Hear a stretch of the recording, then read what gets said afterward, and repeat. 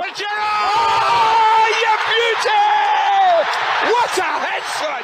What a head! Yes, Travis, welcome back to Onto the Ball. Yes, brother, how you doing? Nicol.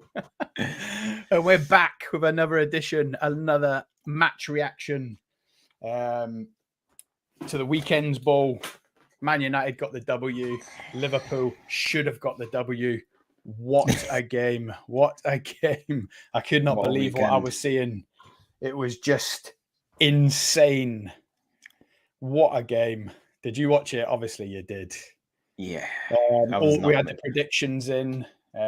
Nobody got it right. I went 3-2 Liverpool. Travis went 3-1 Arsenal. 1 Arsenal. True Gunnar, he went 3-2 Arsenal and changed it to 4-3 Arsenal on the Sunday morning. No one got it right. Nah. I should have got it right. How Kanate did not put that ball in the net in the injury time. I've watched Match of the Day 3 times. So I watched it live and I watched Match of the Day 3 times. I'm absolutely gutted. I'm wounded. The more I keep looking at it, why did he not just stay tall and scoop it in with his left peg?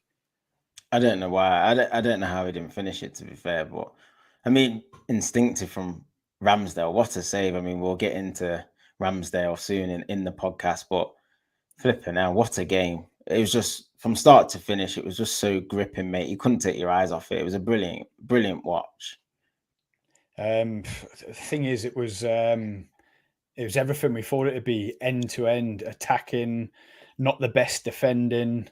The midfield against the midfield was it was a mismatch. The first 40 minutes, what could have happened at halftime? I know Xhaka's had the finger pointed at him by pundits for riling up the Anfield crowd, but my God, talk about a game of two halves. Arsenal were slick as anything for them first 40 minutes. You can see why they were top of the league. And I put in the group chat, I felt dreadful about Virgil van Dijk. The guy's finished. He's absolutely finished. I called him Titus Bramble. Maybe if we had 10,000 subscribers, I wouldn't be saying that because it'd be thrown against me, but I don't really care. Virgil van Dijk is absolutely finished. And I don't know what Jamie Carragher is doing, backing him to the hilt. It's been all over social media for the last 48 hours that Nemanja Vidic is nowhere near as good as Van Dijk, but I beg to differ. Apart from 2 or 3 peak years, Virgil van Dijk's fell off a cliff. And who would put money on him rediscovering that colossal form next season with a fully functioning midfield, as I would call it? Like you said, it's not necessarily down to the midfield in terms of his individual performances. I think strikers are fancying getting at him now. Like you said, for the first goal, he was quite poor on that goal. It just looks like he was tripping over his own feet. It's just so uncharacteristic of him. But not this season, really. He's not been on it this year. He's just had a bad season, really, by his own standards. And the thing is, he's set such high standards for himself that any sort of drop-off is going to look astronomically worse than what it is. But I think in Carragher's case, the comparisons to Vidic, like Vidic did it over a massive stretch of time at United, and he only cost 7 million as well. I mean, you look pound for pound, like I'm not saying it's clear-cut Vidic, but at the same time, I think it's not the right timing for Carragher to be throwing his boy under the bus, man. He's just going to get cooked all the time, isn't he, if he's going to start doing that on Twitter. So, yeah, it was the thing was Carragher, brave man. Carragher had that bit of a run-in with Van Dijk a couple of months ago, though, didn't he? Do you remember Van Dijk said Carragher was getting nowhere near like a Premiership 11 Liverpool? And then when we had that rocky couple of games, I can't remember what it was, but Carragher bit back and said, I think I'd take Van Dijk's place at the minute. So I'm not sure whether they've maybe had some private messages, kind of patch things up, and now he's coming out to his defense. But to me, there was no defending Van Dijk. He was a bit of a mess. And it's almost like you can't even call it confidence, or maybe you can. It's like he hasn't got the belief in himself anymore, in his own attributes, in his own pace, his own strength. That goal from Jesus, I seen it coming all the way from the left. I was thinking, just drop back a couple of yards and cover him. It was like he just lost him, didn't realize he was there. And that you do that against the team top of the league, you're going to get everything you deserve, don't you? I don't even think Jesus's movement was that special. I don't think he had to No, it do a lot wasn't. really. Like you said, he just waltzed into the box pretty much unchallenged in between both centre halves. And like you said, in terms of confidence, there must be a lack of communication at the back because Kanate can see him because he's running in front of Kanate. In all fairness to Van Dijk, he's behind. But like you said, Van Dijk, all he has to do is check his shoulder and either pass him on or just mark him tight. That goal stops very easily. But to me, it was just like you said, it just seemed like you were sort of shell-shocked by the start that Arsenal made because, like you said, the first 40 minutes, they were irresistible. They got the early goal, and I think you were stunned, and Arsenal really did dominate the game in terms of the possessions. Zinchenko was tucking in. He was like a third midfielder, and you looked dead in the water after 40 minutes. I just thought there's absolutely no way back for Liverpool at all. But I mean, in terms of the Xhaka incident, I wouldn't say it turned the game completely. Yes, it got the crowd up and stuff, but I did feel Arsenal still probably should have had enough to maybe see it out till half time at least. I thought the goal was a poor one for them to concede, really. Liverpool got a better look. They attacked well, but like you said, the second half, the character Liverpool showed, Klopp and the players deserve a lot of credit for the way that they sort of fought back and they could have won it in the end and maybe feel that they should have won it in the end, but for Ramsdale and a couple of bad finishes. My boy Football Ferreira's in the chat and Josh Truguna. Big up, lads. What a game Sunday. Let us know how you thought it went and if a draw was a fair result. Well, when you wake Anfield, that's what it happens. Absolutely. But like you say, the Liverpool goal was out of nothing. Me and Josh went on a stream Sunday morning. We were talking about the potential 11 that Klopp could pick. And I didn't even mention Curtis Jones. I'm not saying like he's crap. And I'm not saying he shouldn't be in the team or I don't fancy him. You're so used to him being unfit and not being there that I didn't even consider him to be a starter. I was saying Thiago, Harvey Elliott, Henderson, Fabinho, even Milner might be popped in at right back or make an appearance in the midfield to try and add a bit of steel. Didn't even consider Curtis Jones, but that was a lovely bit of skill to set up that first goal out to Jota, wasn't it? Yeah, it was a nice piece of skill. Yeah, I think he did okay in the game, and I think it was Klopp's way of saying from Tuesday night in the Chelsea game that if you do okay, you can get a run of games in this team at the moment because no one's really standing out, no one's really pulling up any trees, and you can't really make a case for a definite starter in the Liverpool team at the moment. I think obviously Salah picks himself because he scores most of the goals, but apart from that, I think everybody's vulnerable in terms of their place. And yeah, it was a nice little bit of skill, little cutback, and Henderson just got a toe to it, which diverted it into Salah's path. And when you look at the finish, Gabriel actually slides it off Salah and it goes in. So again, I think you got a little bit of a ricochet with that as well. But it was the turning point in the game. I think you needed that. Going in at 2-1 definitely caused Arsenal to drop deep and sort of sit off and let Liverpool dictate the game. And ultimately, it looked like Arsenal might see it out, but the pressure was just too much in the end. Chance after chance. Obviously, the missed penalty, which we'll get to as well. But I think a draw was definitely a fair result in the end with the pressure that Liverpool put on Arsenal in the second half. I think a draw was probably the least Liverpool deserved in the end. Yeah, I agree. That first goal by Martinelli, Van Dijk must have wanted the ground to open up and swallow him because that was just indicative of our luck this season. And it was a bit like I was playing Benny Hill music in my head. Like when it zipped into you like that, just either let it run out, lift your foot up and let it run out for a goal kick or put your foot through it up into midfield. But he done neither. And Martinelli just waltzed into the box. Robertson was floundering, trying to cover back, and he nearly got it. It was a comical goal, really. Yeah, it was pretty calamitous. I mean, like you said, even when Van Dijk touched it and it went back to Martinelli, he still had like 4 players around him. And like, I just think, I can't believe no one even made a challenge. Nobody fouled him outside the box. Normally, Liverpool have got characters in there who are quite streetwise. It was so early in the game. The last thing he wanted to do, like we discussed on the podcast in the preview, was to concede early.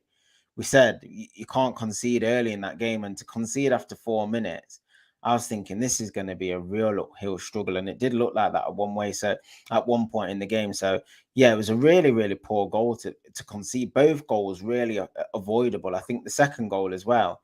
It's just a straight ball over Trent Alexander-Arnold, like a high line. I don't want to just single him out, but really high line, no pressure on the ball. You could see clear as day that he was going to dink the winger in behind. Like, it was just so obvious. Like you said, you could see the goal from a mile off, what was going to happen in the build-up.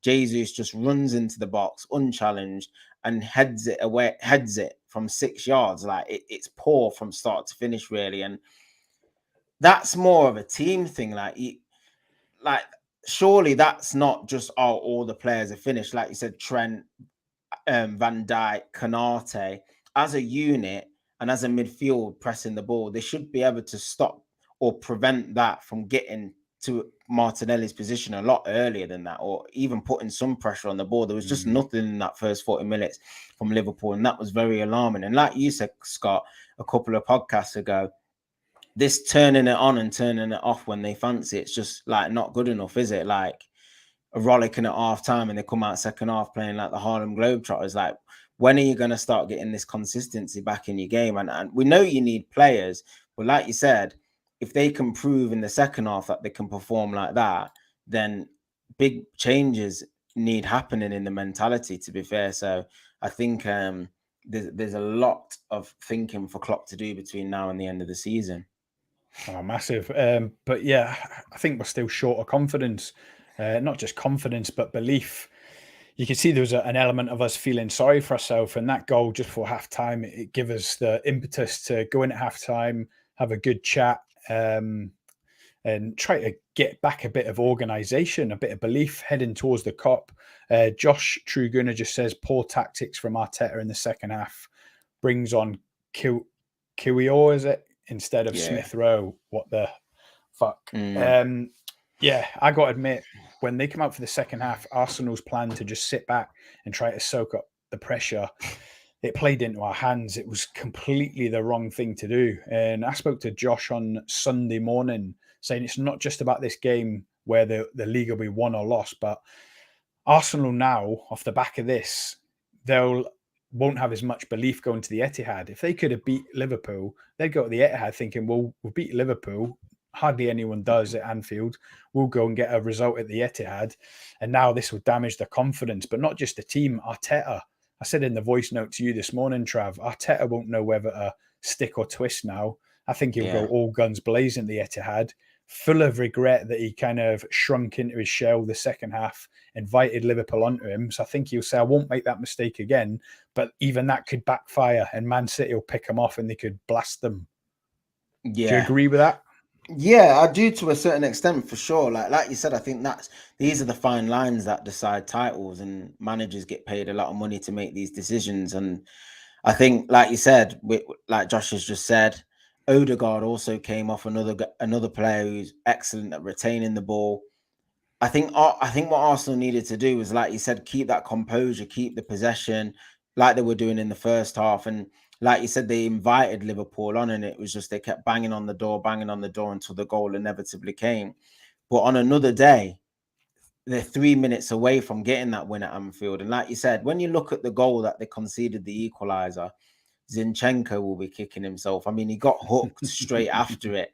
But look, you can say it's a fabulous piece of skill from Trent. He nutmegs him, and it's a great little stand to the far post. The cross is pretty much undefendable, but that piece of skill, I'm sorry, if I'm Zinchenko, I'm smashing straight into Trent. I'm sorry, I'm just putting him straight into the stand, mate. Like, there's 3 minutes left. You're outside the box. It doesn't matter if you get a yellow card. Just take him out and set up. Like, you just can't get nutmegged that easily and just go through the motions. It was a very laboured attempt to try and win the ball back. I think that will disappoint the Arsenal fans because they did weather a storm to a certain extent instead of not conceding. In the case of not conceding, obviously you missed the penalty, Salah, at a crucial moment in the game. They got to the 87th minute and they must have thought they were so close from getting such a crucial victory, and then Zinchenko, I think, let the side down a little bit on that second goal. So they'll be bitterly disappointed that they didn't come away with the 3. But then at the same time, on total reflection, I think a draw was about fair. And like you said, not many teams have got points at Anfield this year. Leeds, Brighton have got a draw. Arsenal have got a draw. It is a fortress in its own right. So I think they can walk away. They'll be disappointed, but at the same time, all is not lost. There's still games to go. Yes, City, you would say probably that makes them slight favourites if they go and win at the Etihad against Arsenal, but you just never know. It's going to be a funny end to the season. I'm sure there's going to be more drop points from both teams. So we'll just have to see what happens. The thing is, there's still nearly a quarter of the season to go. Sometimes I feel like we're talking like they're running, like we're down to the last 2 or 3 games. There's like a quarter of a season, what, 8, 9 games still to go? It's insane. It's going to be 27 points all the way. I'm just going to jump in the comments. Jordan Hyman's in. Hey, Scott, how you doing, mate? Thanks for joining. Really appreciate it.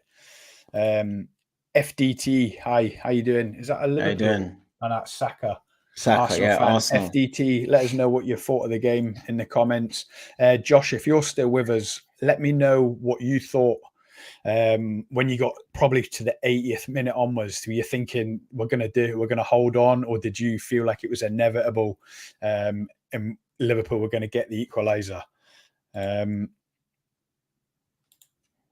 Football Frere is in. Draw was a fair result. What kind of football is people watch? That second half was a massacre, was worse than the COVID massacre. It's all about opinions, isn't it, Jose? Scott, is it too late to come on? Not at all, mate. Get on. I've sent you the StreamYard. Jump in, brother. Best Liverpool second half of the season. By a long way, Jose, really is. But again, I don't want to sound defeatist, but I think Arteta handed it to us. He played it all wrong, inviting us onto him. And you do not do that at Anfield. Definitely don't do it when we're kicking towards the Kop. So, that's a bit of experience for Arteta. Not that he needs it. He's been in the game a long, long time now. He played there as a player and got absolutely smashed 5-1 in 2014. So he knows what the Kop can do in Anfield. A lot will see. Do you know what sorry, mate. Go on. Sorry, just finishing that comment. Best second half of the season. A lot will say United. No. Remember, Liverpool was 2-0. That reaction and performance reminded me of the old Liverpool who would beat anyone at Anfield. Absolutely, Jose. And I yearn for that old Liverpool because I've got to believe, I have to, or I'll drive myself insane, that old Liverpool is not too far away from being back again and being a force again with a couple of key additional signings, hopefully in the midfield. Sorry, Trav, what are you saying? No, do you know, elaborating on what you're saying, do you know when you equalised, I actually thought you were going to score again. Like, that's the feeling I got. When it went to 2-0, I thought, they're going to win this 3-2. That's the first thing I thought. As soon as you scored, I thought you were going to nick it 3-2, just because of the pressure and Anfield and sucking it into the Kop and all that. And I just thought, mate, the third goal was inevitably going to come now. Like, and you pushed and pushed and pushed and pushed. And Ramsdale, mate, the save from Salah, the first one for me is even better than the second one because the athleticism to push that onto the post, mate. I just thought, I was behind it. I just thought that is in straight away. It's a great hit from Salah. It takes a little nick off Gabriel, but I think it was the nick that made it a goal, wasn't it? Yeah. And how he still stretched and got it right out of that top corner. I was thinking, oh, Jesus. He was fabulous, Ramsdale. He was fabulous in the game. Yeah, just everything about him. I think he's brilliant. Here he is. You right, guys? How are you, bro? I'm good, mate. How are you? I'm good, thanks. Yeah. What a game of football, eh? What a weekend of football. Crazy, wasn't it? Mad game. For a neutral, I think, like, Travis, you watched it. It must have been amazing for you. But for us, Scott, it's mad. But yeah, man. It was just... I bet you were so nervous, weren't you, bro?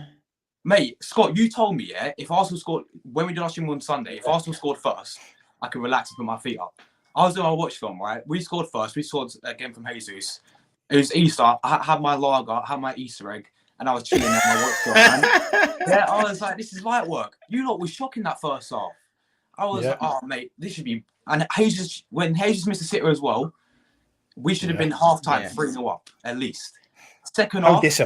How disappointed are you with Arteta? Because to me, this is all on Arteta. It is. Well, people say about Xhaka as well. which rallied up the crowds. And do you remember last season you beat us 4-0? Arteta did the exact same thing when him and Klopp had the little scrap, and then that rallied up the count, and then you beat us 4-0. Xhaka does the same thing with Trent, and your crowd gets rallied up at Anfield. And then also when you scored on the stroke of half time as well, I think everyone knows when you do that in football, it kind of affects you in the second half. But second half, Arteta decided to sit back. Why would you do that, Arteta? When it's 2-1, right? Go and get the third goal. Go and kill off the game. But we sat back. I couldn't believe what I was watching. Some of the subs as well. He brought on Jaco Kiwior when we needed to go and get the third goal. We had Smith Rowe on the bench. We had Nelson on the bench, right? And he brought on Kiwior. That baffled me, man. And yeah, in the end, you should have beaten us, mate. If you look Kiwior's a defender, isn't he? Where's he playing? Yeah, a centre back. Yeah.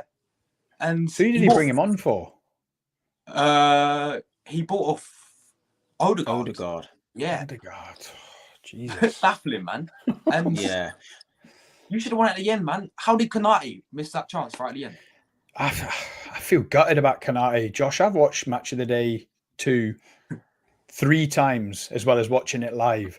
And I don't know why he didn't stay upright and sweep it in with his left foot. It was like he was watching it all the way and he ducked to try to chest it. He gave Ramsdale a chance. I'm not taking anything away from Ramsdale's performance. He saved us. Trav just mentioned it, especially that top corner one from Salah, where it kind of took the little deflection off Gabriel, was it? My God, that was going top corner every way. Most keepers would have just seen it, took the deflection, it wrong-footed him and just watched it go in the top corner. And he still sprung like a cat, clawed it out. But yeah, that one at the end, I thought Konate made it easy for Ramsdale. Ramsdale was obviously going across the goal thinking this is in. And for me, anyone but Konate, they sweep that in with their left foot. He just threw himself at it, didn't he? It looked like Schmeichel-esque, it really was, the second save. Yeah. It was just instinctive, wasn't it? Yeah. No, honestly, Ramsdale saved us in the second half. Even the one with when I think Nunes had a 1-on-1, didn't he?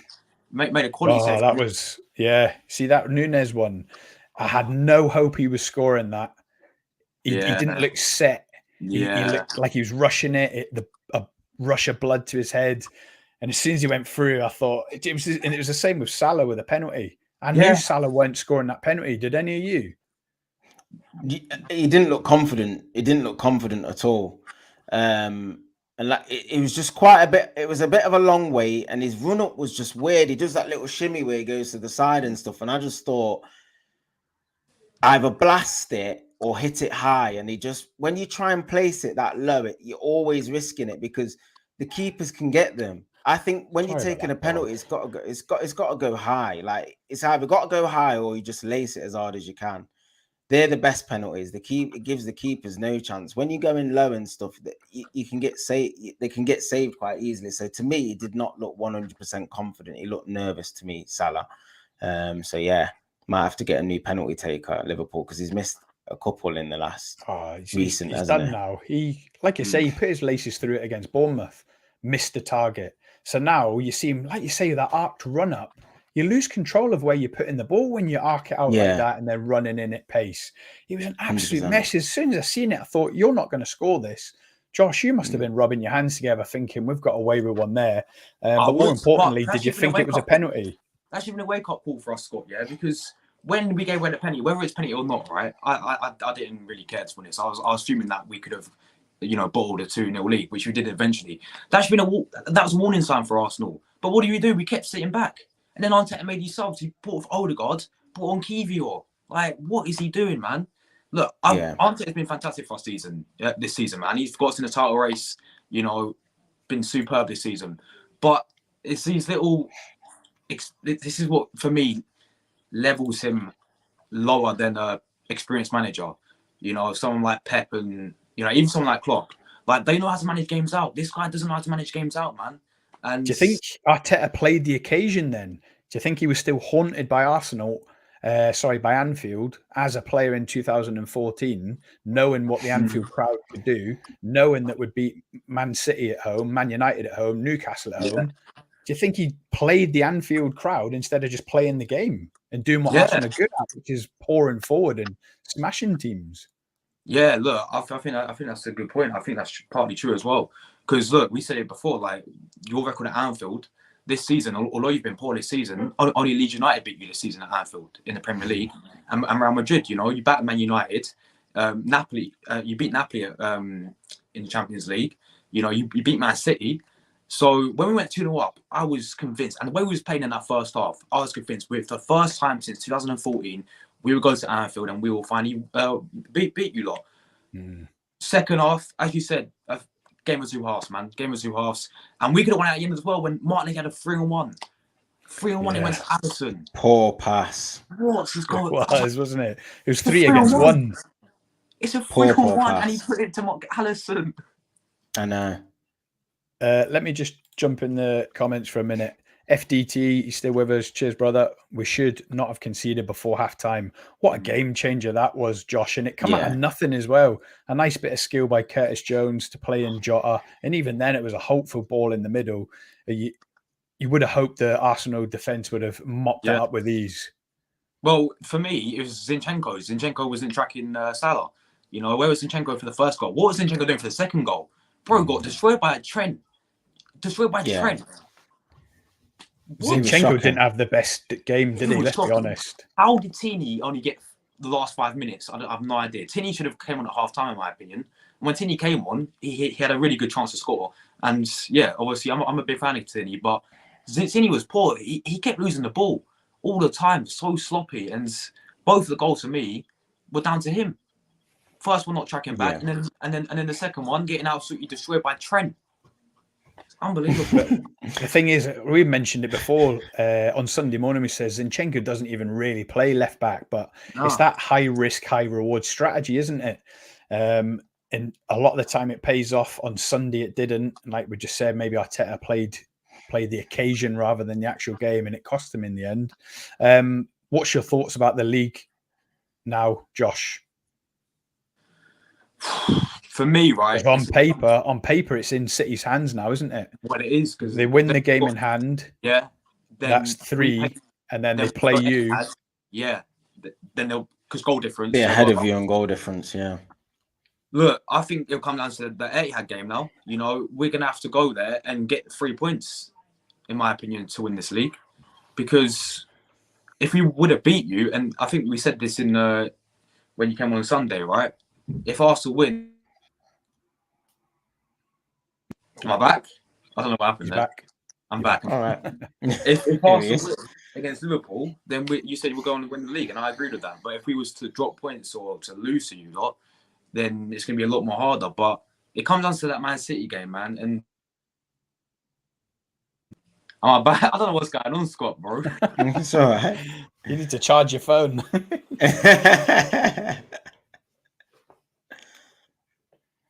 Is he still there? I'm going to come back out again. 1 second. Okay, mate. Yeah. Let me just jump in the comments while Josh is sorting himself out. Jordan, Bobby Firmino is leaving us. I know. I got to admit, listen, when I was talking about the squad and where we are at the minute, needing to be refreshed, I was like, giving Bobby Firmino a new contract would be the wrong thing to do, holding on to these 30-plus players. But I've got to admit, the more I'm seeing him and the more he's playing a bit part role and he's coming up with the goods and he's still a quality footballer, I've got this little soft spot now, Trav, that I wouldn't mind just giving him another year or two and just having him as fifth choice striker, basically, and coming on in these moments and giving a little bit of magic, or even having 10 or 15 starts a season in all competitions. Yeah, I think it'll be more down to him probably thinking he's got more in the tank than in reflection to the minutes that he's actually getting at the minute. He probably thinks he's got more to offer than a bit part role. So, I mean, fair play. Like, he's been a fantastic servant for you. And like Josh alluded to in the preview, he loves a goal against Arsenal. He really does. And he's haunted Arsenal over the years. And who better than him to pop up right at the end and get the equalizer? Like, you could see he's a constant threat, and he links play so well. And he's been so integral in how Liverpool have played over the years. Like you said, it'll be interesting to see what direction you go when he does end up leaving. Is Gakpo going to fill his boots directly, or are you going to play another way? I think that's what the fans are intrigued, and that's why I think these games from now to the end of the season for Liverpool are more important than people are probably placing value on, because everybody wants to know sort of the direction the team's going to go in next season. I think it's an opportunity for Klopp to start sowing some seeds for next season in terms of how you want to play. And I think the players are playing for the futures as well. There's a lot of Liverpool players who could potentially be getting the axe over the next 12 to 18 months if they don't put their ideas up. And the fans aren't letting the players rest on their laurels. You could see that after 40 minutes in the game today. The reaction from the game at the weekend, the reaction that you got second half shows that it looks like they do want to fight from time to time, but they've got to be a lot more consistent. And like I said, I think the players are playing for the futures at the minute. So it's an important time, a critical time for Liverpool and the manager as well. Jordan Hyman, he says you was right on Sunday, Scott. Trent Young, look what he did to Zinchenko. No one in that Liverpool team, Travis, is playing for the future more than Trent Alexander-Arnold. He's bipolar, thrown in these bipolar performances. When he's going forward, of course, he's devastating. Questionable defensive capabilities, but and I said to Josh on Sunday morning, if we can get back to doing what we do best, which is pouring forward and putting teams to the sword, giving teams something to worry about, then Trent is the perfect right back. So I'm not writing him off yet. I'm really not. No. There's a lot to improve, and that's for Klopp, for the squad, for the team.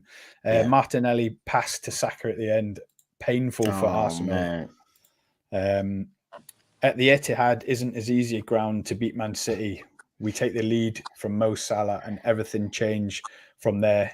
Julian Alvarez score, Kevin De Bruyne score, Gundogan and Jack Grealish. We got absolutely slapped at the Etihad. Make no mistake, we were never likely to win that game.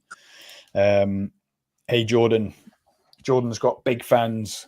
Josh, it's not just the Etihad, is it? It's Newcastle as well. Is that away? Away as well, Newcastle. Oh, yeah, that looks tough on paper as well. Mate, Man City got the winnable fixtures as well. I was looking today. We got Newcastle, we got Brighton at home. We really struggle against Brighton. I don't know what it is, but we really struggle against this team. And you got West Ham as well. West Ham next week away, London Stadium. I know they've been poor this season, but I look at the Bournemouth game and I think no game in the Premier League is easy anymore. You know, Bournemouth went 2-0 against us. I was like, what? And we was at the Emirates. So yeah, we've got Brighton, we've got the Chelsea coming up as well. That's at the Emirates, so I think we'll win that. But yeah, Newcastle, as you said, away. We saw it happen last season, trying to get top four. They battered us 2-0. So yeah, man, we've got some very, very tough games coming up. Newcastle are absolutely flying. Travis, you know more than anyone at the minute. They're flying, mate. And this is the thing. I think it's sort of within like Arsenal's best interests for all the other teams to sort of stay competitive in that top four race. I mean, if you look at the results at the weekend, Brentford and Brighton both lost. You could have ideally done with them winning, because I know you've got them to play, but also City have got them to play. You want City having as many competitive games as possible from now to the end of the season, because they really have got their tails up. They battered Southampton this weekend. Yeah. Like for 35 minutes, Southampton looked like they were sort of half in the game, and then as soon as Incredible Hulk scored one, the game was over, mate. Like it was just the game just slipped away from Southampton. They had absolutely no chance, and Alvarez came on, got a goal, and Grealish scored, and they are on flames at the minute, Man City, and you literally just do not want to cross their path, because it looks like they're going to blast everyone at the minute. And that's the worry. They've got the experience, they've got the manager, they have been down this road before. And that's why Arsenal fans, rightly so, I've got a little bit of apprehension. They're obviously thinking this is all new to us, relatively new. We've not been in a title race for a while. Man City are chasing us down. There's a lot of pressure. So, like you said, the teams in and around you, Newcastle are obviously fighting for the top four. Man U are fighting for the top four. Spurs are fighting for the top four. But you want Brentford and Brighton sort of fighting. Like I said, I know you've got them to play, but you want Man City to have as many tough games as possible. And you also want them to stay in these competitions as well. Like they've got the Champions League, they've got an FA Cup semi-final. You want them playing as many games as possible so it catches up on them, and they have to start prioritising other competitions besides the league. You took the words out of my mouth. Josh, you've got a clear run at the league now. Man City are still hoping to get past Bayern Munich starting tonight. They're still in the FA Cup. That could hopefully play in your hands from an Arsenal perspective. Yeah, 100%. But look, I was very annoyed that we threw away the Carabao Cup, threw away the FA Cup, threw away the Europa League, because end of the day, right, football is an elite, and the aim of elite sport is to win trophies. And the fact that we threw them away because we had apparently big fish to fry, which is Premier League. If we lose the Premier League, then we finish second, we've won nothing, and technically it's a failure. Yes, we got Champions League football, but we've won no trophies, man. And the fact that we're 8 points clear, well, we were 8 points clear now, and Man City had 0 games to play. Now they've obviously got a game in hand, but we're 8 points clear. And if we bottle the league title, for me, it's not good enough. That's where I see it. What were you going to say, Trav? I was going to. No, I was just saying. No, yeah, it's interesting. I mean, will you view that as failure then? I mean, at the start of the season, obviously, nobody exactly what I was going to say. Had Arsenal to even finish probably in the top 5. Yeah, so true. To be in a title race with 8 games left, with City chasing you, will you still deem it as failure then, or will you see it on reflection as like a big progression and kicking on for next year? I mean, interesting. Everybody will have different opinions, but just how do you feel about that? No, that's a good point. Obviously, like, I'm not saying get rid of Arteta or anything. Like, if he does not win the Premier League, and I've always said if he gets me the title race, which he has this season, I'll 100% back him, and then we go next season. But we have to kick on next season. I think, as I said it for the preview, I was like, we cannot go from challenges to the league title to then finish 5th next season. But it's 100% progress from last season, And as I said, even as Arsenal fans, we did never expect to be in this situation we are in right now. We was all predicting top 4. Like that was our standard. That was the aim for this season, was to get at least top 4. And the fact that Arteta is doing a fantastic job, and we're in a title race, and we're still top of the league, and we're still 5 points now, isn't it? Yeah, we're still 5 points clear. Then, yeah, I mean, you could say that it is progression, but at the end of the day, I would have liked a trophy to add on to that, because the fact that we threw away the Europa League, FA Cup and Carabao Cup, I was very disappointed, man, because I wanted to go for them trophies as well. It'll feel like disappointment, won't it? Yeah. Oh, yeah, massive. Yeah. No one knows more than Liverpool fans in the last 5 years what it's like to go toe-to-toe till the last day of the season when Man City and lose it. It absolutely drains you. It's a sucker punch. You think you'll never get over it. But like you say, looking at the bigger picture, Stan Kroenke's got the bit between his teeth, hasn't he? He's loving spending the cash. You'll have Champions League money coming in, so you will go again. You've got one of the youngest squads in the whole league, haven't you? So I asked you the question, I think it was Thursday night. Do you think this is a one-off, or if you're here to stay for the next 5-year challenge? And I honestly think you will be challenging, going neck and neck with Man City. Maybe Man United if Trav gets his wish. Yeah. Yeah, facts, man. I think if we do, we have already spent the money, but if we continue doing that, if we sign players like Declan Rice next season, then if we improve our midfield, maybe get another striker to back up Jesus, get another defender, I think we'll be set to go once again for another season. So yeah, 100% agree, man. But yeah, it was, as you say, it was a great game Sunday. Absolutely devastated Konate didn't finish that chance at the end. Devastated Salah's deflected shot didn't find that top corner. But I'm delighted that Liverpool showed a bit of fight, and I hope we can carry that on into the next game. I don't hold my breath that we can, and I think top 4 is absolutely gone now. And that sets us off nicely to Man United versus Everton, 2-0. Josh's prediction come right. He predicted 2-0. But honestly, Trav, it's not the stuffing at me. United won, Spurs won, Newcastle won. We're like 12 points off 4th now. For us to have a chance, we need either 2 out of them 3 teams to lose half their games. Top 4 is absolutely gone for Liverpool. But how did Man United do? It looked a comfortable win on paper, but I didn't see any of it. And is Rashford injured? Yeah, he picked up a groin injury. I don't know the severity of it. He did come off with about 12 minutes to go at the end of the game. So that's a blow. I mean, it could be a couple of games. He did send a tweet out afterwards saying, I've got plenty left in the tank, with him sliding on his knee. So I'm guessing it's not as serious as people first thought. But yeah. Hopefully he's out for the season. Nah, I can't see that happening. To be fair, I think he'll be back in maybe a couple of games. He might miss it. He might miss the Sevilla first leg and Forest this weekend, or the game after that. But yeah, we started really well. I did watch the extended highlights because it was my dad's birthday, so I was out, so I missed the game, and I've watched it since I got back. And Fernandez in this deeper role, mate. He's been unlocked. He's been unlocked like Martial, mate. I'm telling you, this is his new. You've been position. tweeting it for a while as well, haven't you? I have, yeah. Fernandez in this deeper role. No, honestly, he was playing. He was the one. I mean, you know, I've spoke about in these streams about how difficult we find it to play out because we've not got that option in midfield. You can get it from deep and spray it and start attacks. He's been the one doing that now in Eriksen's absence for the last 2 to 3 games. And it's just made the world a difference. Like, he was playing a lot of long balls. I mean, to be fair, Everton, they just defended dead eye and left loads of grass in behind. They were dead square. They were a mess, didn't they? They were a mess. Literally, we could have been about 3-0 up in about 12 minutes. We had loads of chances. Anthony had a chance.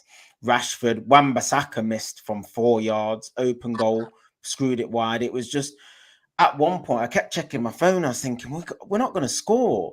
Like, it was like the 35th minute, we hadn't scored, and then my phone pinged up, and it's like 1-0 McTominay, and I was like, that's it was your boy. Yeah, not my boy. He's not my boy, mate. Scotty McTominay, he pulls it out of the bag for you again. Tom, yeah, Casemiro. But yeah, he scored. It was good. Yeah, he got us off the mark, and from there, again, there was a prolonged amount of time. It was just all about not taking our chances. We had plenty of chances. Pickford made a few good saves. But it just goes to show again how much we need a striker in the summer, because that game should have been out of sight. Do you know what I mean? If we have a Harry Kane or something up top, that's games 3-0 at half time. Second half comes again, huffing and puffing, Everton not really causing too much of a threat. But like you said, at 1-0, the game's never over. And then again, another mistake from Everton's Seamus Coleman, like, failed to clear a long ball, and Rashford squared it to Martial, and it's a tap-in, really. And that was the game done. Once it went to 2-0, I knew the game was over. But yeah, it was a much-needed 3 points.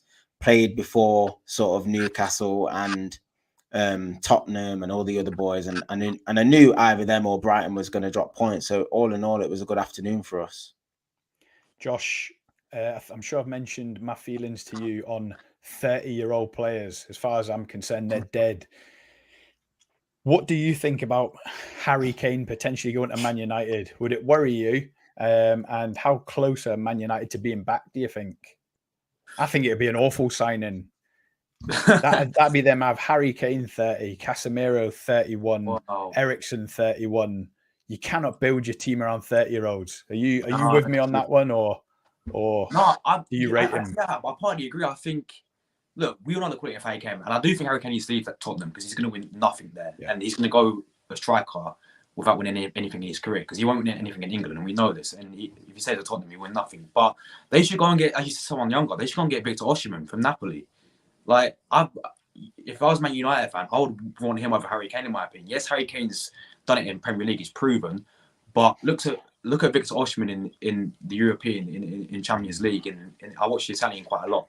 And I watch Napoli all the time, and he's absolutely world class. I think it'd be the perfect move for Man United. But yeah, I think Harry Kane, obviously, has to leave Tottenham. But Man United, I just think it would be a decent signing for Man United. But as you said, the age and all that, and I think they can go and get someone better like Victor Osimhen, in my opinion. And your other question as well, is Man United on the way to be back?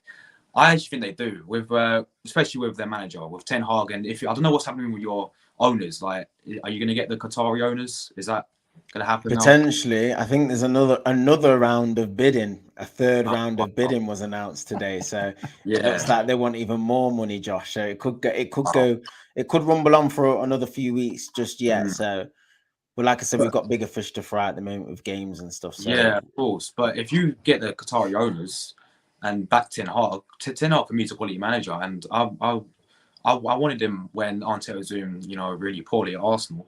When he's at Ajax, he done superb at Ajax, and he brought over Anthony, he brought over Martinez. And again, Arsenal should have got Martinez, and I was so jealous when you lot got Martinez. He's been absolutely superb this season. He was in my team this season, Premier League. Absolutely superb player. Everyone was doubting him because I think his height, wasn't it? He's like, oh, he's too small to be a centre back. Well, he's proved them more wrong because he's came in and been absolutely superb. And then Anthony, people call him a fidget spinner. I think he's all right, Anthony. I just think he needs to get his numbers up, in my opinion. But no, Ten Hag's quality manager, and if you give him the money and if you sign players like Osimhen, then 100% we could see a title race next season, maybe of Man United, Arsenal, City next season. Yeah. Travis, you don't even need Harry Kane and Osimhen, do you? Martial is back. You said in your voice note, he's one of the best number 9s in the world. He just can't stay fit. Honestly, mate, he's so frustrating because he makes such a difference. I think I've just been starved of good strikers since Van Persie, to be fair.